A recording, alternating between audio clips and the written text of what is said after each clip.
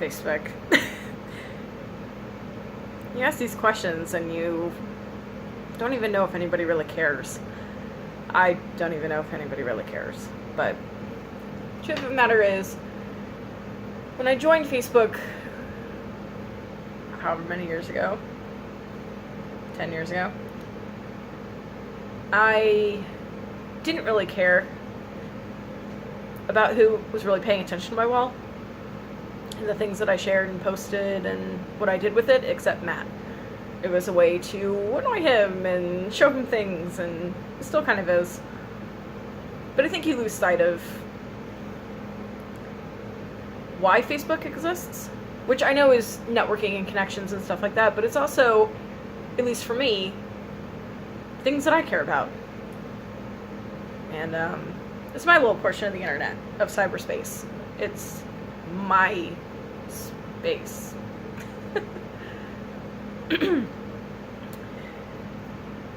So we're going to talk about something that's pretty significant in my life. Today's date, October 3rd.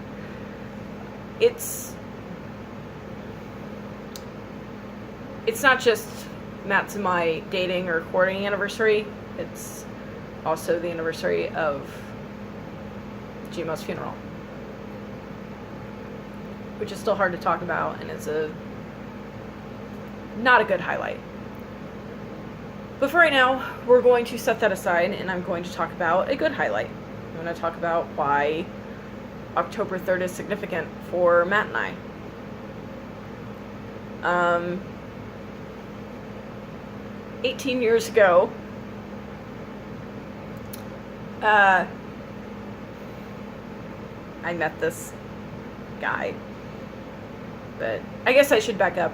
This is our 10-year wedding anniversary this year, back on June 23rd. It was our 10th wedding anniversary.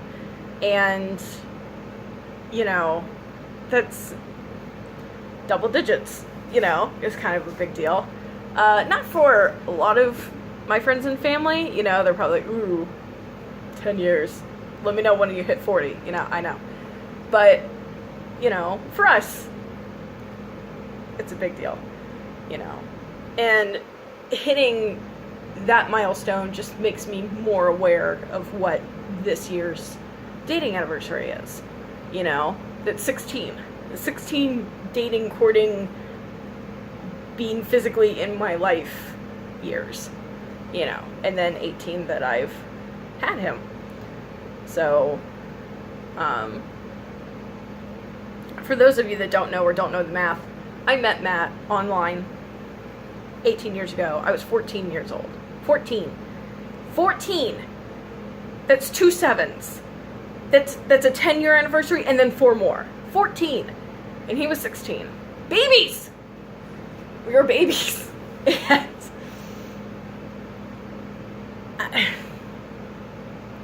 I have lived more years on this earth with my soulmate than without, which is insane for me to think about. It makes me smile, it makes me happy, but I don't even know if he knows. Well, he probably does to a certain extent, but I don't know if people like understand how crazy I am about him, because as many years as that is, and as much time of my life as that is, I still am upset that we didn't have an opportunity to like grow up together, that I didn't know him more than I have.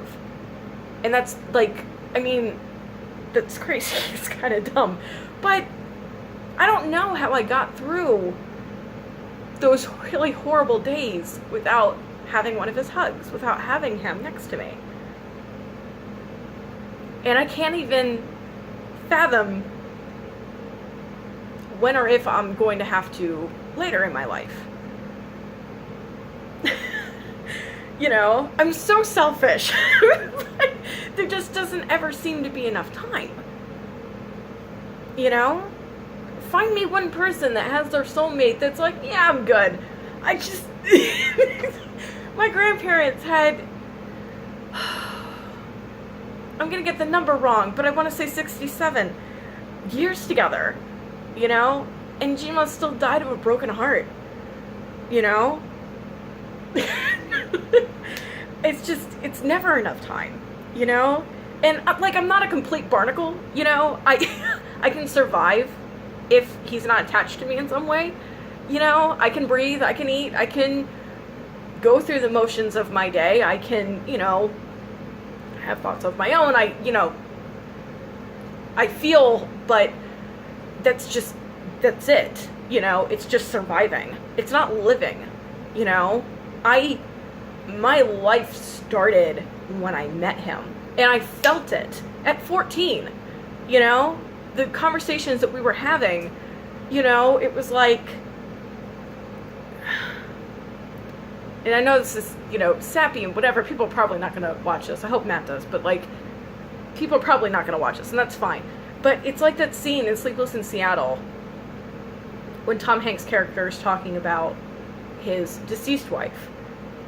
And he knew it was like magic, because when he touched her hand, it was like coming home, but no home that he had ever known before. And that's what it feels like. It's like, here's this, I didn't even know I was missing this, but here's this thing that I've been missing.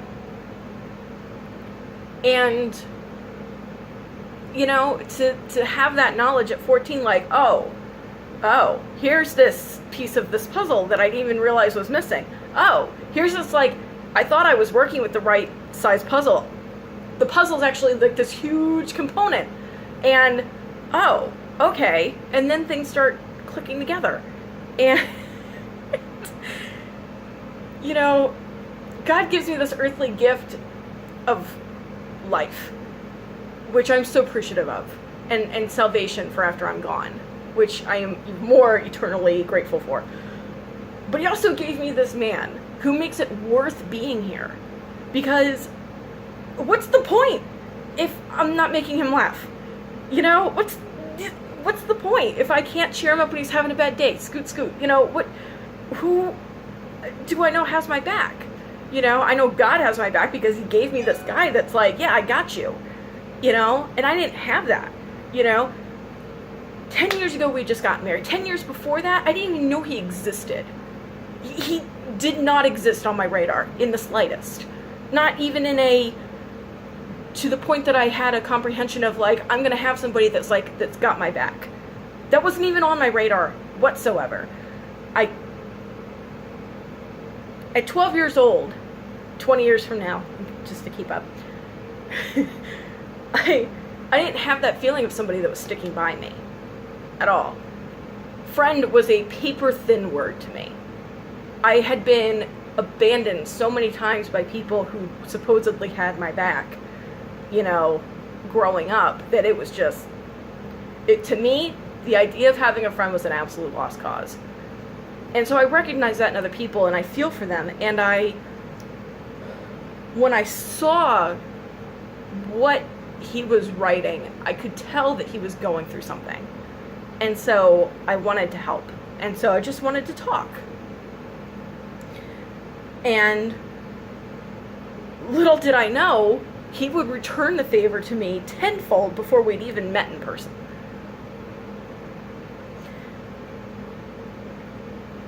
Which is hard to talk about. I had gotten so used to expecting the bottom to fall out in a relationship, in a friendship, in an interaction. It was normal to feel like I'd given a piece of myself away to a person in a conversation and to not have it reciprocated. And in fact, have people kind of like run in the other direction. Like, yeah, okay, well, we'll just move on. But 2 years after that, I was 14, in this planet on the internet of a kid, and I started talking. And 2 years after that, I was 16, he was 18. Babies! And meeting him in person, he ruined me. He absolutely ruined me. He was exactly as he was online. I was waiting for it. There's gotta be, I'm gonna meet him, and it's gonna be a colossal, cosmic joke. It's gonna be, he's gonna be the worst of the worst. I'm gonna hate him in person. That's what's gonna happen. Because we're friends, mind you. You're not supposed to be in love with your best friend. And I was, because that's what he was to me. He was more of a rock to me than he could have ever known at the time. But he was exactly as he was online. He was kind. He listened. He was thoughtful. He was loving. And that was why we're friends. And he had nice eyes. And God, it was just, it sucked.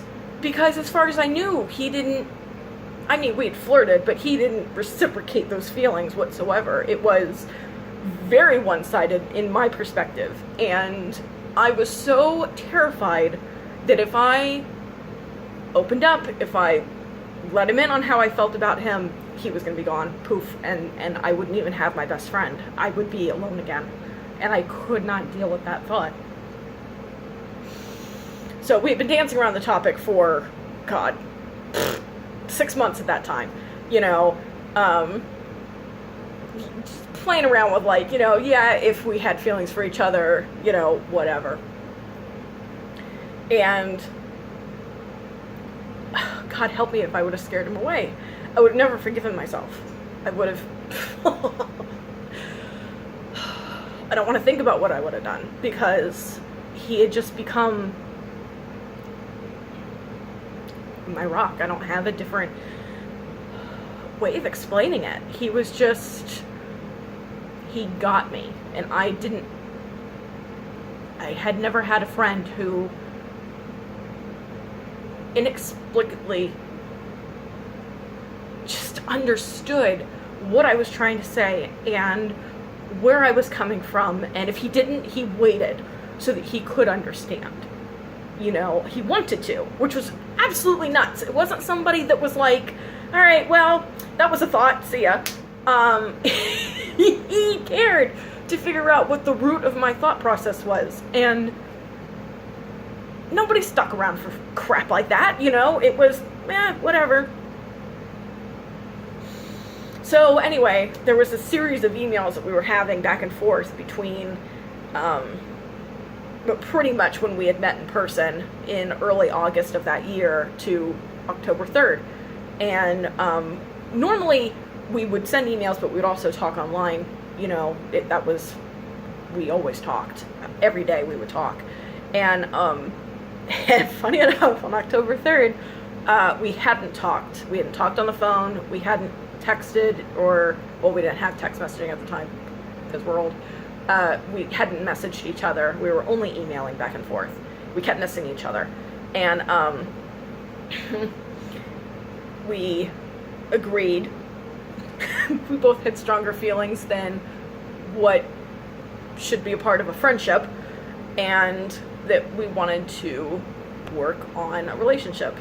We wanted to see how we would work as a couple, and we decided to put labels on it, which was a big deal, to say that we were boyfriend and girlfriend, because in all seriousness, no one knew about me. If they did, it was very minimal. I was just a girl in a box, for the most part. Girl from the devil box. That's all I was. And other than my immediate family, no one knew about him. I didn't really have anybody to tell. I didn't have people, so it was... there wasn't anybody to tell. So, 18 years. Our 16th anniversary of saying that we're going out on this really rickety branch and see if it holds. And it's funny how your perspective changes, because I've looked back on conversations. I saved our conversations. They're all somewhere in my boxes of memories. I have them somewhere.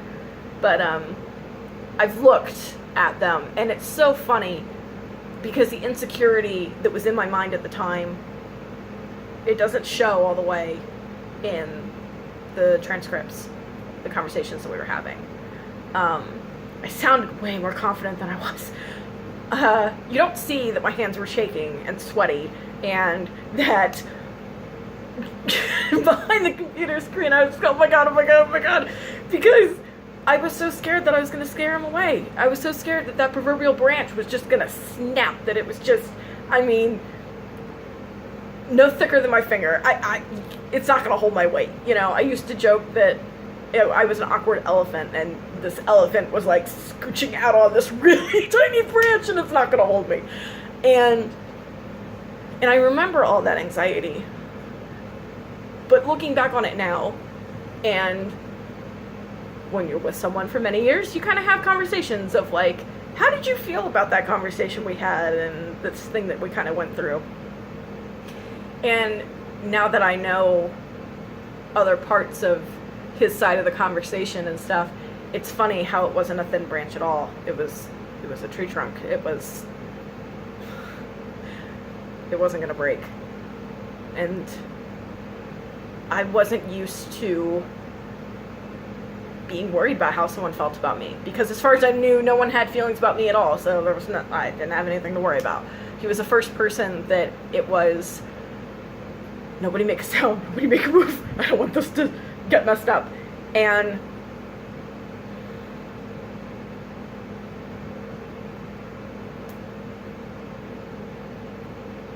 he wouldn't have.